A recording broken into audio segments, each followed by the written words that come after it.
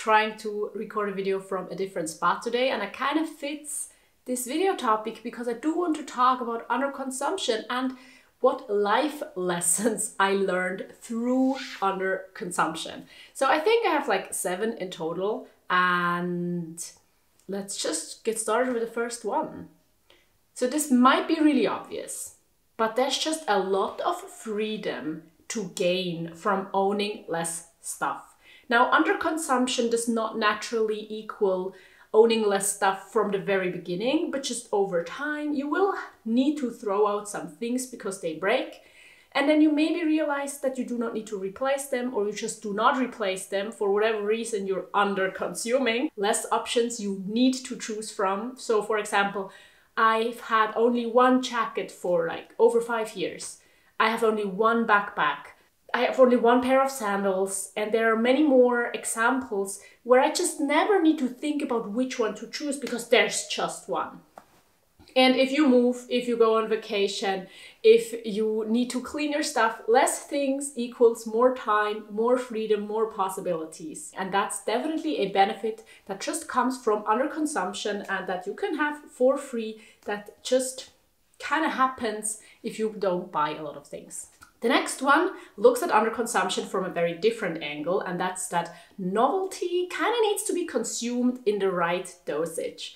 What I mean by that is that I think we're kind of taught that new things are exciting, and yes, I guess most of us experience it that way, and new things are often brought to us in the form of like buying new things, owning new things, but then there are also experiences. And I think most of us would agree that that is kind of exciting and that we love it. It kind of releases some happiness hormones and everything, but I think it's important to consume it in the right dose, because too much novelty can also make you feel stressed, and it can definitely make you not appreciate the single new thing. So no matter if it's like a new item that you bought or if it's a new experience, people that travel the world for many years without a break usually experience a moment where they realize they do not remember everything, it doesn't feel really special anymore. And now everyone can choose to do whatever they want, so you can buy a bunch of new things and you can have a lot of new experiences. But for me,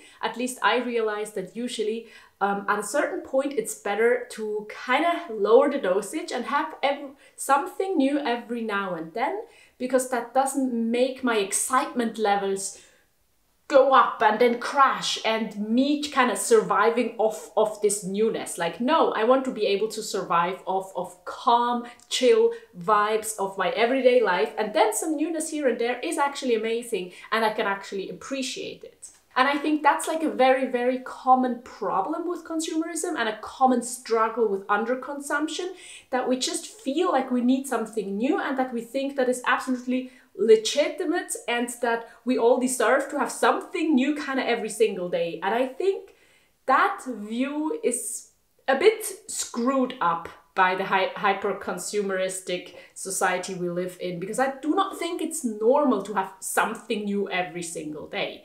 And I think we can gain a lot of peace from also experiencing happiness and contentment without the constant novelty. And through practicing underconsumption, low buy, minimalism, all of these things, I definitely learned to feel that contentment and to be content without constant new things. And I'm so grateful that I have this experience and that I can be happy without constantly buying new things and going on a trip every single weekend. So the third point I want to make is actually pretty similar and has a lot to do, and that is that happiness does not have to be expensive. So yes, we think we need to buy our happiness through novelty, through new things, but that's not necessarily true. The happiest memories that I have do often not have to do anything with expensive new stuff or expensive trips.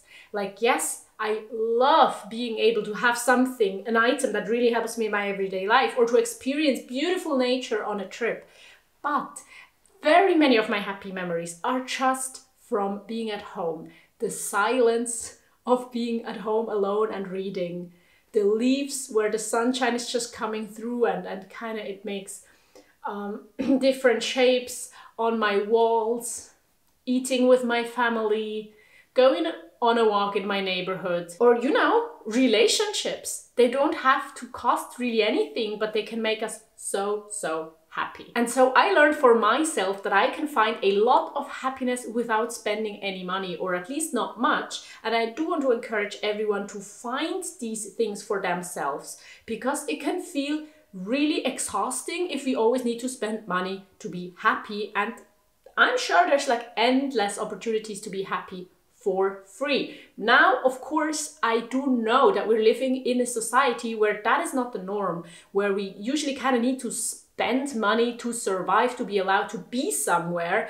And that is something that I think is wrong. But I still want to use as many of these things as possible to be happy without spending money. Watching sunsets, going for a walk, taking my bike. And these all need some kind of privilege. And I want more of us to be able to access more of these things, and for us to have places to be, like libraries, but more of them in society.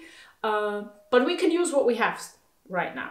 Now, in this third point, I've already talked about privilege a little bit. And now this fourth point, I think privilege is really important for, because I think the choice is crucial. So if you're thinking about underconsumption, if you want to claim this lifestyle, if you think that's fun, if this is one of your values, I think, or most of us who think that way are privileged enough for it to be a choice. Now, throughout the past decade, I had various amount of money, but I've never been in a situation where I had to be really afraid to kind of lose my apartment or something like that. So I've earned very little amount of money, and I felt like I need to take the bike and not public transport, because public transport is too expensive. I need to be really careful at the grocery store. But now I'm in a way better place, and I realize how much of a privilege it is to have this underconsumption lifestyle as a choice. Because as a choice, it's so freeing, it's so amazing, it's so sustainable, it's a great thing to do. But if you do not have a choice, it might feel completely different. Even though I like living that way, I do not want someone to have to live that way because they do not have a choice. So that's what I'm trying to say. And yes, you can live a minimalist, underconsumption, sustainable lifestyle as a choice, even if you have little money. You can do it if you have a lot of money. Not having the choice can make the exact same lifestyle feel so terrible that you do not want anyone to go through that you never want to live a day in your life again that way. So I do hope more of us can have the choice to choose that way, or can have as much agency and as much control and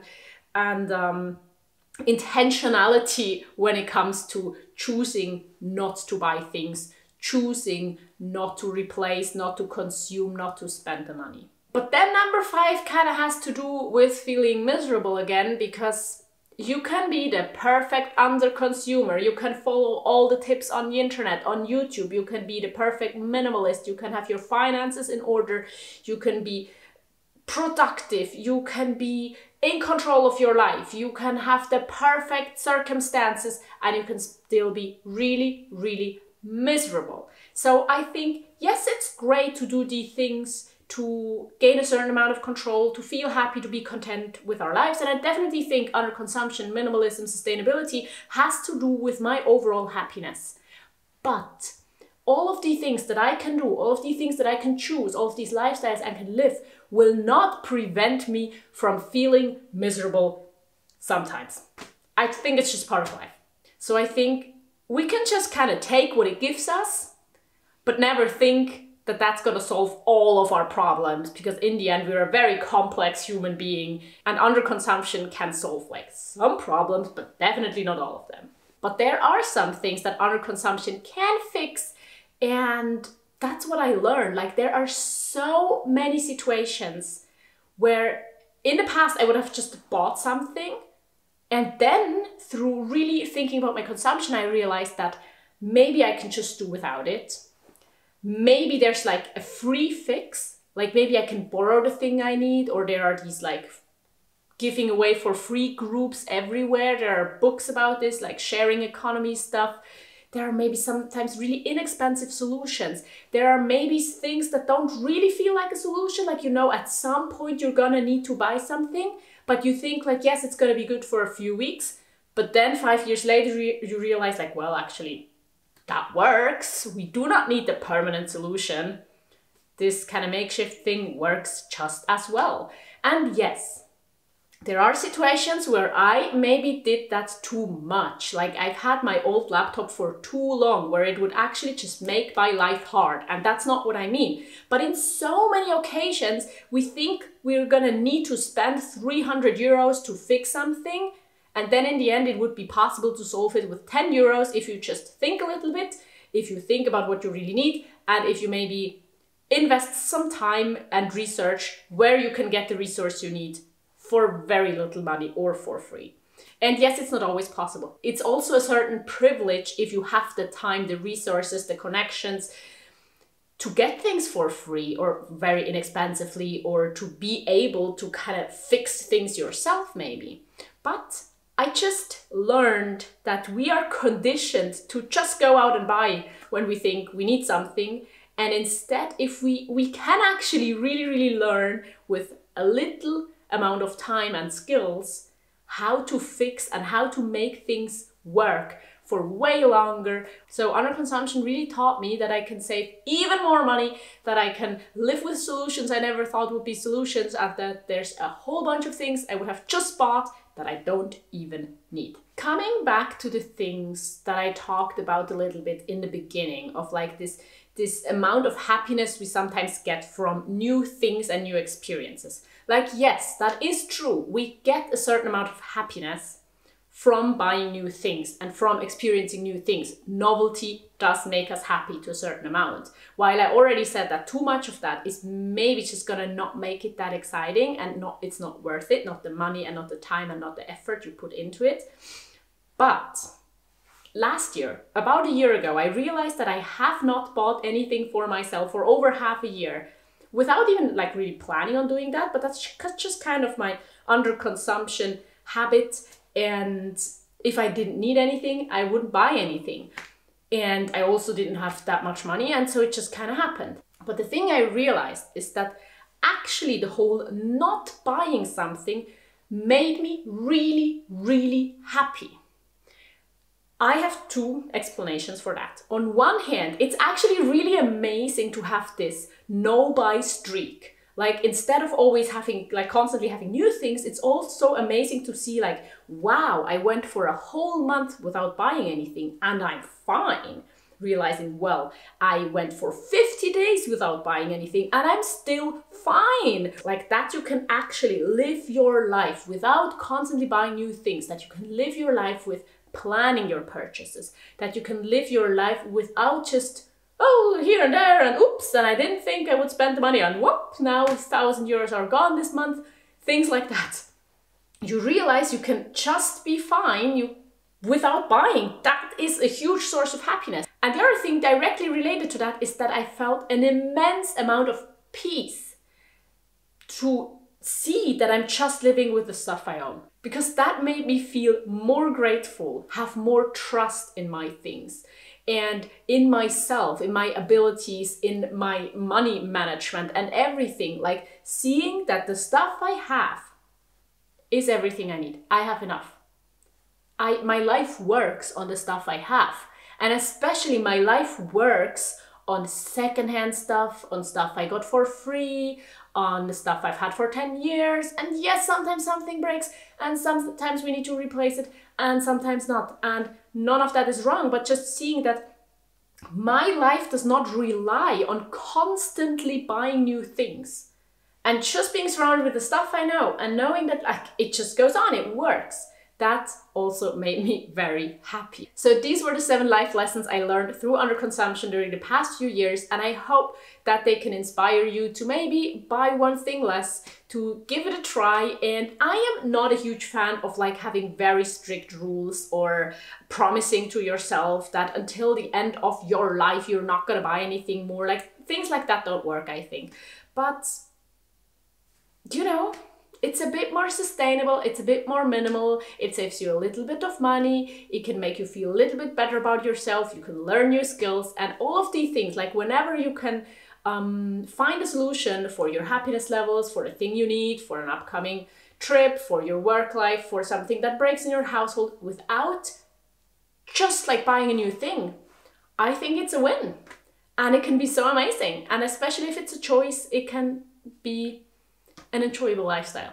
So now I would be really interested in hearing from you what the things are that you love about underconsumption, what your best tips and tricks are, what the life lessons are that you learned through underconsuming. And now I also want to link to a video here that you can check out. I also want to say thank you so much to all of my patrons. They get an extra podcast episode every single week. And I do hope to see you over there on Patreon in this video or in my next video. Goodbye.